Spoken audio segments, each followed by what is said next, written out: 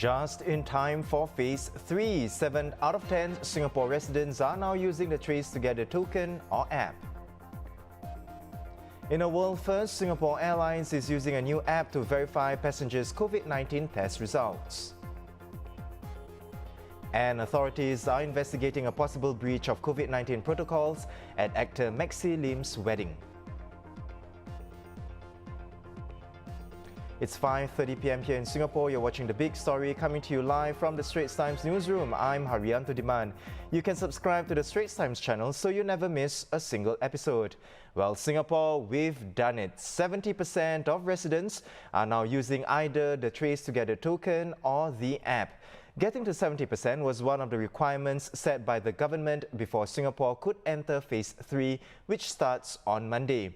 This morning in Eunos, Minister in charge of the Smart Nation Initiative, Dr. Vivian Balakrishnan, thanked everyone for their support. There's been more than 2 million people who have downloaded the app and have registered and are using it. And in addition, since the 14th of September, when we started distribution of the TraceTogether tokens, we have distributed so far about 1.75 million tokens. So that's a significant number, and I'm very grateful for the trust and confidence of Singaporeans who have participating in this program. And as you know, the more people participate, the more effective our contact tracing becomes. Balakrishnan said that schools will be distributing tokens to students in the new year, and he expects 5 million tokens to be given out to residents by the end of February. He also explained why there are currently 4 different designs of the token being distributed. We wanted these tokens to be able to last for 6 to 9 months, and that's why you realize that especially in the initial designs, we catered for quite a lot of space for battery life. But along the way, we've also continued to reiterate the design, and that's why you see that today there are 4 different designs. On to the latest COVID-19 figures. 21 new cases were confirmed today. All were imported and placed on stay-home notices on arrival in Singapore. The Health Ministry said among them 8 are Singaporeans or permanent residents and 9 are foreign domestic workers. More details will be shared tonight. Meanwhile, Singapore Airlines has started trials of a new service which will allow for quicker verification of COVID-19 test results. The app can also be used to verify travelers' vaccination statuses and potentially act as a vaccine passport of sorts. SIA is the first airline in the world to set up such a verification process based on IATA's Travel Pass framework. So joining me now to share more on this new app is journalist To Ting Wei. Ting Wei, for a start, could you tell us how does this app work? Who is the target traveller that for this new service? So for this app, it kind of brings everything together. So for a start, it will be for travelers coming in from KL and also KL and Jakarta. So how it works is that basically for the traveller, they can go to approved clinics stated by the authorities here in those 2 cities, and there they can get a health certificate which will have a QR code on it. So this certificate can be either printed or digital. Then after that, when they come to Singapore, because the current process now, if you are coming to Singapore to check your COVID-19 test statuses, you will have to kind of pass it to the customs officer who have to manually check it, like check the date, check whether it's valid, check whether it's a real certificate. But with this QR code and the app that is with ICA officials, they can just scan the QR code and they will get to be able to quickly verify all the necessary information, like whether you're test negative and whether this certificate is still valid. So starting with these 2 cities, and it will be gradually expanded to other flights from other cities as well if the trials are successful. Right. And how robust and seamless is this system? So for this, they go with the IATA Travel Pass framework. So it's something that's quite broad and still in the works, but basically kind of divides it into 4 components for future travel. So in terms of how robust it is, I think one thing IATA has kept talking about is how it will be secure. The data, let's say your COVID vaccination status or your test status, it will be stored on your phone and it will be encrypted. So by right, it shouldn't be accessible unless you give explicit permission for people to access it. Right. And how seamless it can be, that one we will have to wait for the trials to finish and to see the results. Right. And if the trial does prove successful, Ting Wei, what does it mean for travel moving forward? What are we hoping to achieve from this? So it's very early stages, but I think one of the bigger things that it could lead to is the introduction of vaccine passports. Because now with different countries, and there's a lot of different requirements. Let's say if you're a traveler looking to come to Singapore or looking to go to maybe China or any other country, there will be very complex and different requirements, different stay-home notice requirements and such. So what IATA has been hoping to achieve with this travel pass and now SIA by going on board it is to kind of push for standardized regulations throughout the world. So when you go overseas, you don't have to worry about, oh, I'm not meeting this country's requirement, but I'm meeting the other country's one. So basically having all the information consolidated into this app, it kind of acts as maybe like a digital passport or a vaccine passport. So I think the clearest application moving forward is once you have your COVID-19 vaccinations, you can use this to prove that you are vaccinated and safe from COVID-19. To be clear, there aren't any rules saying that you have to get vaccinated to be able to travel at the moment. But I think industry-wide, it's expected that governments will start introducing this naturally to make it safer for people to go overseas without having to quarantine. So I think it's a small step now. It's just a QR code, but maybe 3 months down the road or 6 months down the road, we will start to see it being used as a standardized platform to verify the COVID-19 vaccination results before you are allowed to go into a country. Well, thank you so much, Ting Wei, for sharing a bit more on this new service that SIA is trialling. And I've been speaking to journalist Ting Wei on a service currently on trial by SIA, which will allow for quicker verification of COVID-19 test results. Now, you can read more about it on straitstimes.com.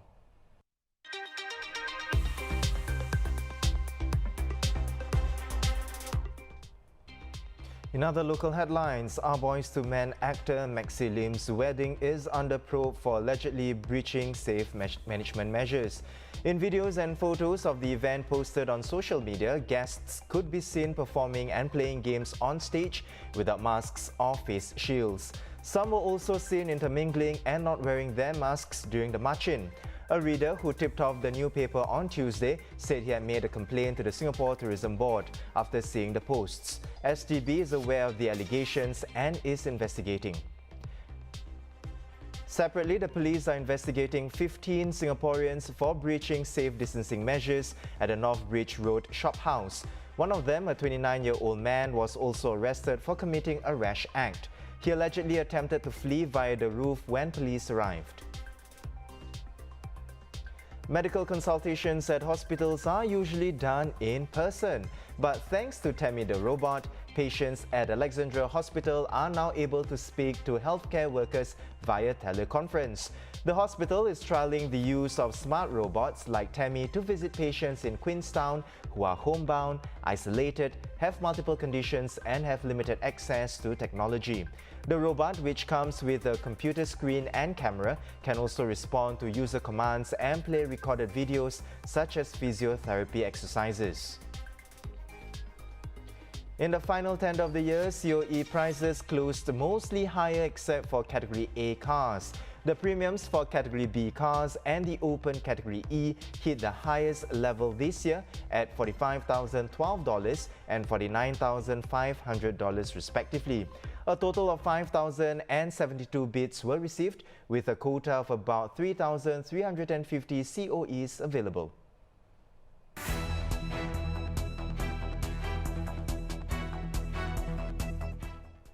Now, as the adage goes, a little help goes a long way, especially in this climate where the pandemic has upended life as we know it to be. Spreading some love and joy this holiday season, we celebrate Causes Week 2020, which runs from Sunday, December 20th to Christmas Day on Friday. Causes Week shines a light on various individuals and groups and shows how they are making a difference through their chosen causes within the community. Coordinating the coverage for Causes Week this year is journalist Goh Yen Han. She joins me now to share more.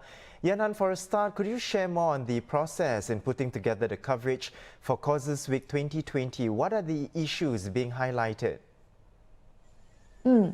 So Causes Week this year is in its 9th iteration. So every year we have it in the December month. So we start about a month before where we kind of consolidate the different causes and themes that we're looking to cover.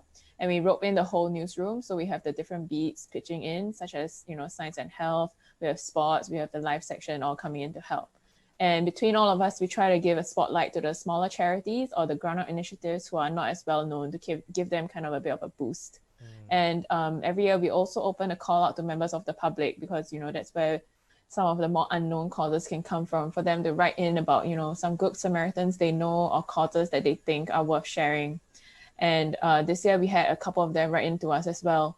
And this is for about a week. And then we close that and then we finalize the lineup and then set out to interview the people behind the causes and also get fresh pictures taken. So our themes this year are like, children and youth, elderly and persons with disabilities. We have sports, the environment, and also like we have the food and beverage industry, which has been impacted by COVID, and also migrant workers. So it's quite varied. Yeah, and personally for me, I think Causes Week this year is a little bit more special because we have seen the news, we know that the COVID-19 pandemic has made it more difficult for a lot of charities and ground-up initiatives to raise funds because you can't go out and have like Flag Day or gala dinners. And it's also hard to find volunteers because everyone's staying at home. So we're glad that in this small way, Causes Week, we can do something to help them. And what has the reaction been, Yen Han, to these inspiring stories this year? So I think feedback has been quite positive. People are enjoying the stories and sharing them on social media. I've also had some emails from members of the public who say that the stories have been, inspiring and heartwarming, especially during this festive season, where people like to read the feel-good stories. I think a couple of them even wrote in to share about what they themselves have been up to and, the small things they were doing to spread the cheer in their community. So I think that's great. Right. Well, thank you so much, Yen Han, for coming onto the show to share more on this. I've been speaking to journalist Goh Yen Han on the Straits Times' coverage for Causes Week 2020.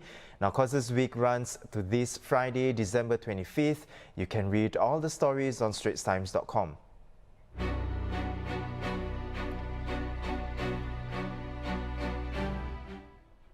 Now let's take a look at what's making headlines around the world. BioNTech said its COVID-19 vaccine is highly likely to be effective against the new fast-spreading strain of the virus that is raging in the UK.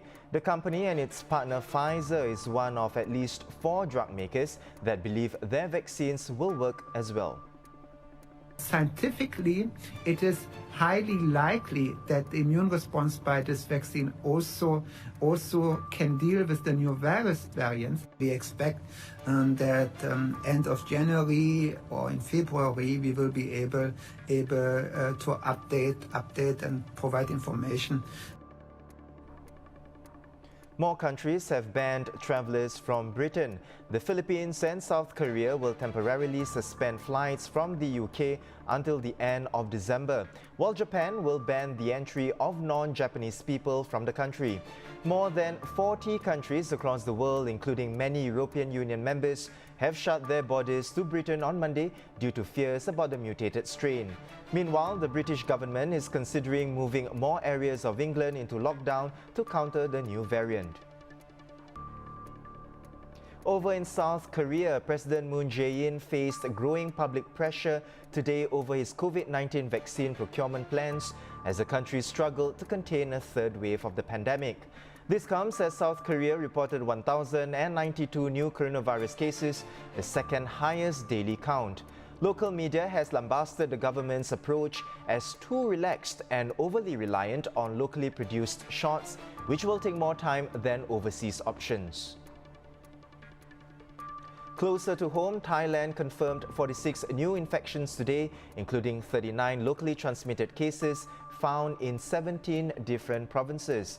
Prime Minister Prayut Chan-o-cha hinted at further restrictions that would be imposed. So far, there were no reports of new infections among migrant workers linked to the country's worst outbreak in Samut Sakhon. Now those are our top stories for today. For more news and videos, visit straitstimes.com and subscribe to our YouTube channel by hitting the red button below. Once again, I'm Haryanto Demand. Thanks for watching and I'll see you tomorrow.